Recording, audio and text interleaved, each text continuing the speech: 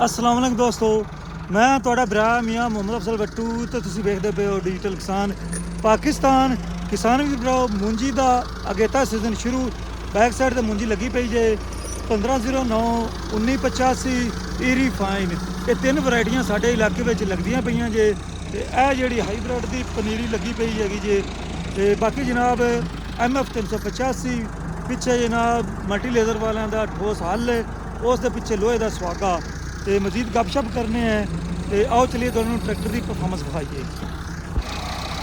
ਤੇ ਕਿਸਾਨ ਵੀਰ ਭਰਾਓ, ਜ਼ਮੀਨ ਹੈ ਜਨਾਬ ਆਲੂ ਵਾਲੀ। ਆਲੂ ਤੋਂ ਬਾਅਦ ਮਕਈ ਨਹੀਂ ਲਾਈ ਸੀ ਤੇ ਅਗੇਤਰੇ ਜਿਹੜੇ ਨਾ ਦਾਈ ਉਹ ਲਾਉਂਦੇ ਪਏ ਆਪਾਂ। ਜਿਸ ਤਰੀਕੇ ਬੈਕ ਸਾਈਡ ਤੇ 2 ਕਿੱਲੇ ਲੱਗੇ ਪਏ ਨੇ, ਇਸੇ ਤਰੀਕੇ ਇਹ ਪਲਾਟ ਲੱਗੇਗਾ, ਫਿਰ ਅੱਗੇ ਲਾਵਾਂਗੇ। ਸਾਡੇ ਇਲਾਕੇ ਵਿੱਚ ਤਕਰੀਬਨ 20 ਤੋਂ 25 ਦਿਨ ਹੋ ਗਏ ਨੇ ਮੂੰਜੀ ਲੱਗਦੀ ਪਈ ਹੈ। ਸੀਜ਼ਨ ਜ਼ੋਰੋ ਸ਼ੋਰ ਨਾਲ ਚੱਲਦਾ ਪਿਆ ਹੈ। ਤੇ ਕਈ ਦੋਸਤਾਂ ਨੇ ਪਹਿਲੀ ਖਾਦ ਪਹਿਲੀ ਜ਼ਹਿਰ ਦੀ ਥੈਲੀ ਲਗਾ ਲਈ ਹੈ ਤੇ ਮਾਸ਼ਾਅੱਲਾ ਉਹ ਬੁੱਚੜ ਮਾਰੀ ਖੜੇ ਨੇ। ਤੇ ਬਾਕੀ ਅੱਲਾ ਦਾ ਸ਼ੁਕਰ ਆਪਾਂ ਵੀ ਜਨਾਬ ਸ਼ੁਰੂ ਹੋ ਗਏ हैं।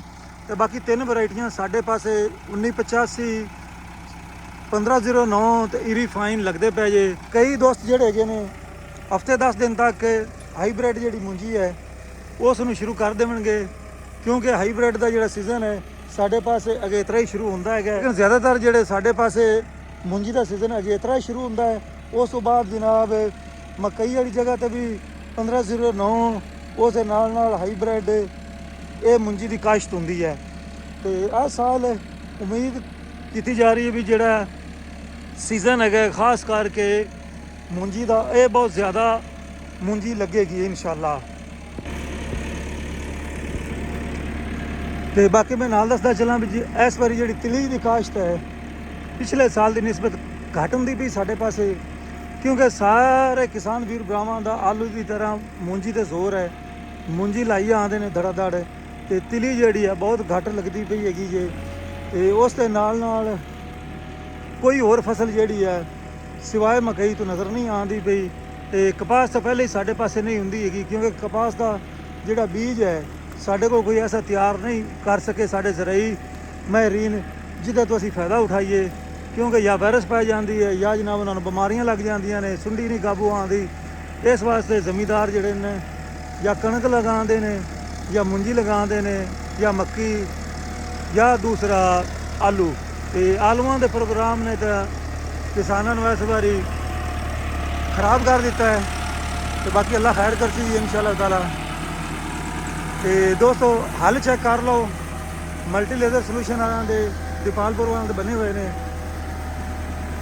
11 ਫਾਲੇ, 13 ਫਾਲੇ, 15 ਫਾਲੇ, 21 ਫਾਲੇ, ਜੋ ਕਿਸਾਨ ਡਿਮਾਂਡ ਕਰਦਾ ਹੈ ਉਸੇ ਤਰ੍ਹਾਂ ਦੇ ਬਣਾ ਦਿੰਦੇ ਨੇ। ਲੇਕਿਨ ਜਿਹੜੇ ਹੈਗੇ ਨੇ ਠੋਸ ਹੱਲ ਇਹਦੀ ਬਾਜੀ ਟੁੱਟ ਕੋਣੀ ਨੇ। ਇਹ ਜਨਾਬ ਚੀਜ਼ਲ ਦਾ ਚੀਜ਼ਲ ਹੈ, ਇਹ ਹੱਲ ਦੇ ਹੱਲ ਹੈਗੇ ਨੇ।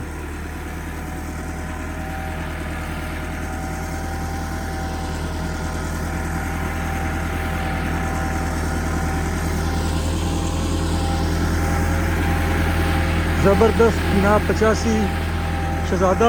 ਕਈ ਦੋਸਤਾਂ ਨੂੰ 85 ਨਹੀਂ ਪਸੰਦ।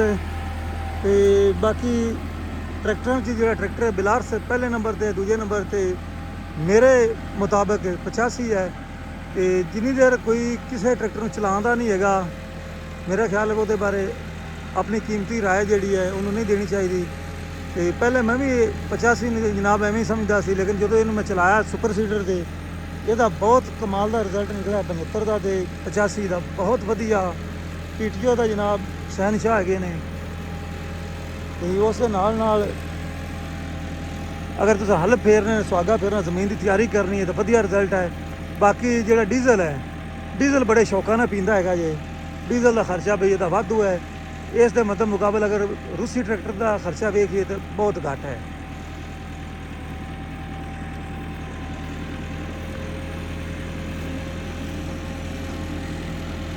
ਤੇ ਜ਼ਮੀਨ ਜਨਾਬ 2 ਲਾਈ ਸੀ ਹੱਲਾਂ ਦੀ, ਉਤੋਂ ਕੰਪਿਊਟਰ ਕੀਤਾ, ਫਿਰ ਇੱਕ ਹੱਲ ਫੇਰਾ ਹੈਗਾ ਜੇ। ਤੇ ਹੁਣ ਜਨਾਬ ਆ ਸੁਹਾਗਾ ਫਿਰਦਾ ਪਿਆ ਜੇ। ਤੇ ਉਮੀਦ ਪਾਣੀ ਜ਼ਮੀਨ ਰੁਕ ਜਾਵੇਗੀ ਤੇ ਉੱਤੇ ਜਨਾਬ ਨਾਲ ਸ਼ਿਫਟ ਹੁੰਦੀ ਪਈ ਹੈ ਮੂੰਜੀ। ਇਸ ਤੋਂ ਬਾਅਦ ਜਾਂ ਤਾਂ ਫਿਰ ਆਲੂ ਲਾਵਾਂਗੇ ਜਾਂ ਫਿਰ ਜਨਾਬ ਮਕਈ ਲਾਵਾਂਗੇ ਸੈਲੇਜ ਵਾਲੇ ਵਾਸਤੇ, ਵੇਚਣ ਵਾਸਤੇ। ਤੇ ਉਸ ਤੋਂ ਬਾਅਦ ਦੇਖਿਆ ਜਾਵੇਗਾ ਵੀ ਕਣਕ ਲਾਣੀ ਹੈ ਜਾਂ ਨਹੀਂ ਲਾਣੀ, ਕਿਉਂਕਿ ਕਣਕ ਜਿਹੜੀ ਹੈ 2 ਸਾਲ ਤੋਂ ਤਾਂ ਕਾਫੀ ਨੁਕਸਾਨ ਪਹੁੰਚਿਆ, ਲੇਕਿਨ ਇਸ ਸਾਲ ਜਿਹੜੀ ਕਣਕ ਹੈ ਇਹ ਨਾਯਾਬ ਹੋ ਜਾ ਸੀਗੀ। ਤੇ ਹੋ ਸਕਦਾ ਅਗਲੀ ਵਾਰੀ ਹੁਕੂਮਤ ਰਿਕੁਐਸਟ ਕਰੇ ਬਈ ਕਣਕ ਲਾਓ। ਤੇ 2 ਸਾਲ ਤੱਕ ਕਣਕ ਨੇ ਜਨਾਬ ਜ਼ਮੀਂਦਾਰਾਂ ਦੇ ਹਾਲਾਤ ਜਿਹੜੇ ਨਾ ਠੇਕੇ ਹੀ ਨਹੀਂ ਪੂਰੇ ਹੋਏ।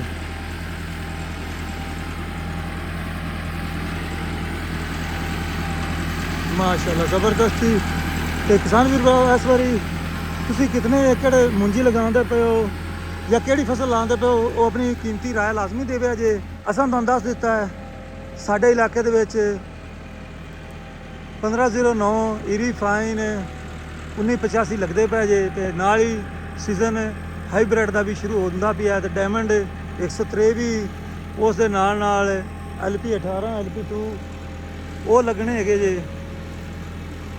ਤੇ ਬਾਕੀ ਤਿਲੀ ਦੀ ਜਿਹੜੀ ਹੈ ਬਹੁਤ ਘੱਟ ਲੱਗਦੀ ਪਈ ਹੈ। ਤੇ ਅੱਗੇ ਮੂੰਗੀ ਸ਼ੂੰਗੀ ਵੀ ਲਾ ਲੈਂਦੇ, ਹੁਣ ਮੂੰਗੀ ਸ਼ੂੰਗੀ ਵੀ ਕੋਈ ਨਹੀਂ ਲੱਗਦੀ ਪਈ।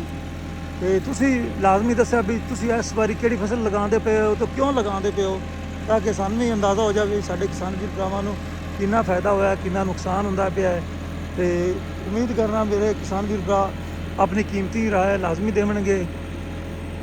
ਤੇ ਅਸਾਂ ਜਨਾਬ ਪੁੱਠੇ ਕਿਰਾਏ ਨਾਲ ਵੀ ਫੱਡ ਫੇਰ ਲੈਂਦੇ ਹਾਂ, ਕੱਦੂ ਕਰ ਲੈਂਦੇ ਹਾਂ, ਉਸ ਦੇ ਨਾਲ ਰੂਟਾਵੇਟਰ ਦਾ ਵੀ ਇਸਤੇਮਾਲ ਕਰ ਲੈਂਦੇ ਹਾਂ, ਉਸ ਦੇ ਨਾਲ ਆਹ ਸੁਹਾਗੇ ਵਾਲਾ ਕੰਮ ਜਿਹੜਾ ਇਹ ਮੈਂ ਕਹਿੰਦਾ ਵੀ ਤਕਰੀਬਨ ਚੰਗਾ ਹੈ ਬਾਕੀ ਦੇ ਨਿਸਬਤ, ਕਿਉਂਕਿ ਸੁਹਾਗਾ ਜਿਹੜਾ ਨਾ ਮਗਰ ਪਲੇਨ ਕਰਦਾ ਜਾਂਦਾ ਹੈ ਤੇ ਜ਼ਿਆਦਾ ਖਰਚਾ ਕਰਨ ਦੀ ਲੋੜ ਕੋਈ ਨਹੀਂ। ਤੇ ਹੁਣ ਮੈਨੂੰ ਦਿਓ ਇਜਾਜ਼ਤ, ਤੁਹਾਡਾ ਭਰਾ ਮੀਆਂ ਮੁਹੰਮਦ ਅਫਜ਼ਲ ਬੱਟੂ, ਅੱਲਾ ਹਾਫਿਜ਼, ਪਾਕਿਸਤਾਨ ਜ਼ਿੰਦਾਬਾਦ।